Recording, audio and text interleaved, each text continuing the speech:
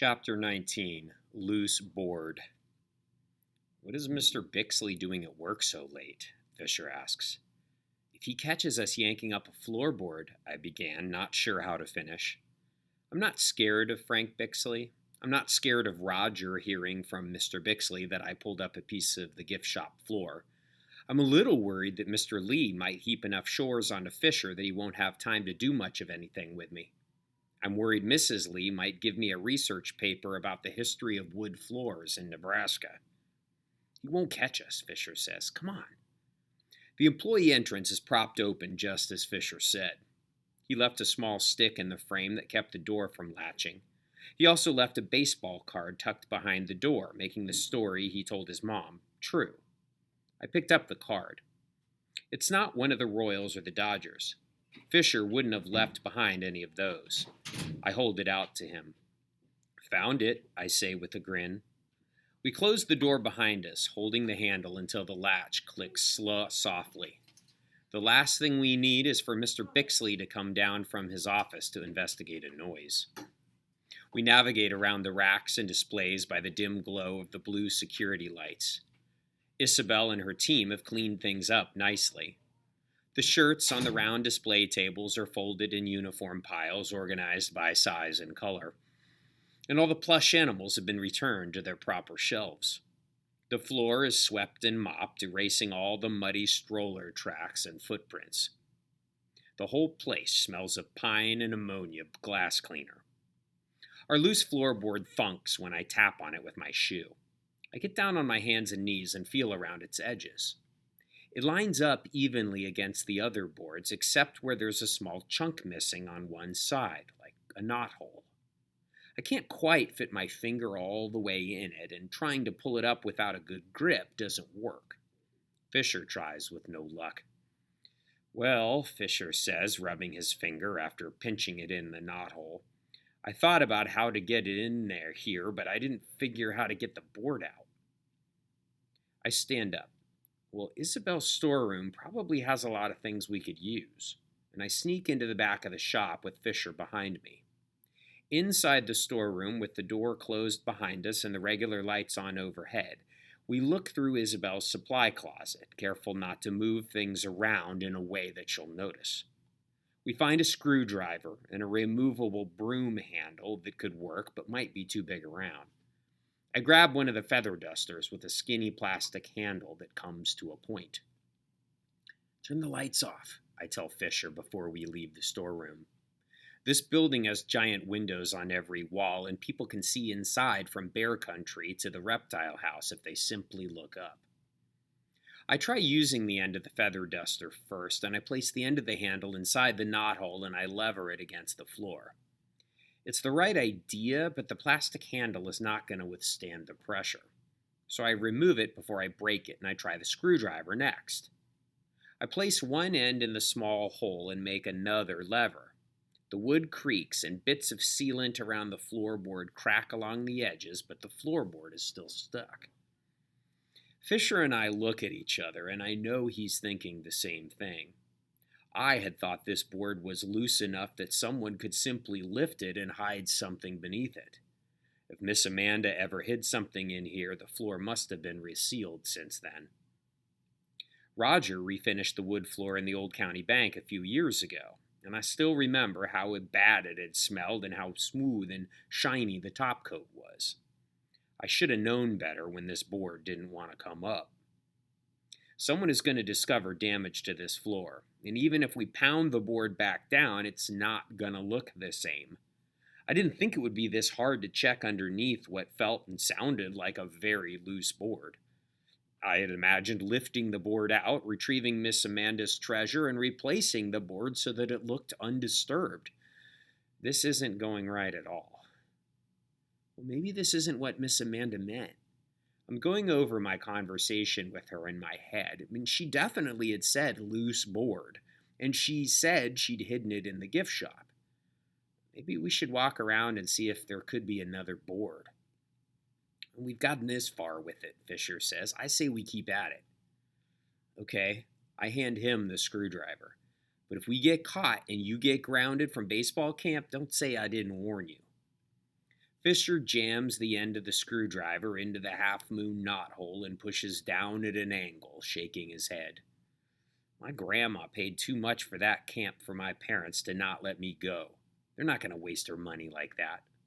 And suddenly the board breaks free of the floor with a loud clatter as it flies up and tumbles sideways. The screwdriver also goes flying, but not before smashing down on Fisher's fingers. He stifles a yell and falls into me, nearly knocking me over. I grab the board and the screwdriver, and I hold very still. I've no doubt that Mr. Bixley has heard us. The floor in the office above creaks with movement. Mr. Bixley's desk chair rolls on its wheels and then stops. Then footsteps thump overhead with the weight of Frank Bixley. I give Fisher a "we're dead" look and point at the ceiling, mouthing, "Bixley." Fisher shakes out his wounded hand and points at the hole that we had just made in the floor. I slide over to it on my stomach and plunge my hand into the opening without pausing to think what might be down there. We don't have a flashlight, we can't turn the overhead lights on, and Mr. Bixley is surely on his way to the stairs. So I drag my hand through years of dust and the sticky feel of what must be several spider webs, and I find a few small things with my fingers. I grab them in my fist and I yank them out. I have no idea what I'm pulling out of the floor, but I grab everything I touch and I drop it into the bottom of my t-shirt, which I hold out from my body with my other hand. Mr. Bixley's footsteps are near the top of the stairs now. If he comes down, he'll end up by the cash registers. There's no way Fisher and I can get to the employee door from here without running directly in front of the sales counter. Fisher is watching me grab things and drop them in the bottom of my t-shirt. He points at the side doors, the ones that are deadbolted and will set off an alarm if we open them. It might be our only option if we don't want Mr. Bixley to see us. I'd rather get out without setting off an alarm, but I'd also like to avoid a visit to Mr. Bixley's office with Roger and the Lees. Mr. Bixley is their boss. He's everybody's boss. I pinch the last item I can feel through the opening. It's paper. That's the last thing. I'm sure I have everything there is to find, and Fisher replaces the board, fitting it into the floor like a final piece of a puzzle.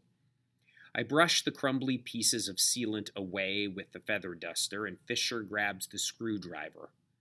We tiptoe to the side doors, and Fisher holds his hand poised over the deadbolt, ready to turn it. As soon as we push on those doors, the alarm will sound. But Mr. Bixley isn't coming down the stairs. I hold up a finger to Fisher, telling him to wait. We watch the bottom of the staircase like it's going to tell us what to do, but if we see Mr. Bixley step off that last step, it'd be too late. And I still don't hear any footsteps, though. I'm holding the bottom of my t-shirt in my fist. Who knows what I have in there? I hope it isn't a bunch of dead spiders. I'm sweating and I'm cold at the same time, and the pine and ammonia smell is now mixed with dust in my nose, and I'm going to sneeze. The miserable prickling in my nose moves higher and higher, and my eyes water until Fisher is just a blur. He's waving his hand at me, begging me not to sneeze. If only Mr. Bixby would just go back into his office, and if only we could just sneak in front of the cash registers without him seeing us. If only we could go out the back doors. If only I could stop myself. I can't. I smash my nose and mouth into the crook of my arm, but the sneeze still comes out like a squeaky explosion. I swallow some of the sneeze in my effort to silence it, and the air fills my throat and makes me cough. "Who's down there?" Mr. Bixley grumbles, and he starts down the stairs. Fisher flips the deadbolt, slams into the doors, and we run out of them with the alarms blaring. Chapter 20. Fugitives. Fisher and I run like prey animals. The police are surely coming because they respond to security alarms. We go back the way we came, but just off the path in the dark spots where the lamppost light doesn't reach. Those gift shop windows can see all. We scramble through the bushes and down the hill toward Fisher's house. Before we reach the gravel road that leads to the zookeeper's residence, Fisher turns into the surrounding trees. I have a hard time keeping up with him. All that practice running bases has paid off. The wind whirs in my ears. Too bad you're not as fast as me. I run faster, and I think of Naya and what image she might show me if I could visit her in the barn. I think of the trees in the woods, and that makes me think of my tree, my treehouse. Fisher turns to look for me, but I'm right beside him now. Under cover of the trees and their shadows, we sneak around the zookeeper's residence from behind. Roger and the Lees might see us through the large living room windows if we go across the front. Once we're past the house, we angle over the main path toward the African grasslands. I can feel Fisher running beside me. He knows where I'm headed. My chest feels like it's going to burst, but the wind pushes me from behind, and that makes it easier for a moment. I don't know whether the wind means to help me or not. I think it's just showing off. When we reach the clearing behind the grassland's lower boundary, Fisher bolts ahead. He laughs as he passes me, his chest out, his shoes barely touching the earth. I slow to a jog when the treehouse comes into view. My legs are rubber and don't seem attached to my body. Somehow they hold me up enough for me to make it to the ladder at the base of the cottonwood tree. I'm breathing so hard that my throat crackles like a dusty riverbed when I try to swallow. I reach for the ladder and I step onto the first rung. My foot doesn't feel solid and I slide off, dropping Isabel's feather duster. I land in the grass beside the tree, still holding my shirt tight in my fist and laughing. Fisher laughs too. He laughs so hard his legs seem to give out, and he rolls onto the ground, landing like one of the penguins when they slip on the ice. Why are we laughing? I gasp between aching breaths. Fisher shakes his head. That was awesome. I sit up, the unknown objects balled together at the bottom of my shirt. I can't believe I ran that fast and that far, and I didn't lose my grip on any of it. Fisher holds out the screwdriver. I'm kind of surprised I didn't hurt myself running with this. How are your fingers? I ask. He holds them out and wiggles them. Well, they're a little sore, but they're fine. Now, it's too dark in this part of the zoo, away from all the lampposts and the security lights, for us to investigate the objects we found. And I don't want to dump it all out here in the grass and risk losing something. I must move my legs. They feel less like rubber now, but they tremble as I put weight on them. Let's get up there and radio Roger, I say, still a little out of breath. If he gets a message from us soon, maybe they won't think we could have been inside the gift shop when the alarm went off. Good idea, Fisher says. Now, the treehouse is my private space inside this very public zoo. When Roger built it, he said it was good for me to have a place where I could go, where I could see the animals and enjoy the zoo without all the crowds. Mostly, he wanted me to be able to be close to Naya in the grasslands without breaking rules. Fisher and I climb the ladder to the platform. We each grab one of the solar-charged lanterns hanging on the nails by the front door and take them with us. Inside my treehouse, Roger put an old table and chairs from the Wild Eats Cafe. When the cafe went through a remodel, Mr. Bixley sold off all the old tables and chairs, and Roger had bought a set for $10. Fisher and I set the lanterns on the table and switched them on. The small lamp is filled with LED brilliance, and I grab the radio and turn it on. Willow to Hostler, I say into the radio, using our code names.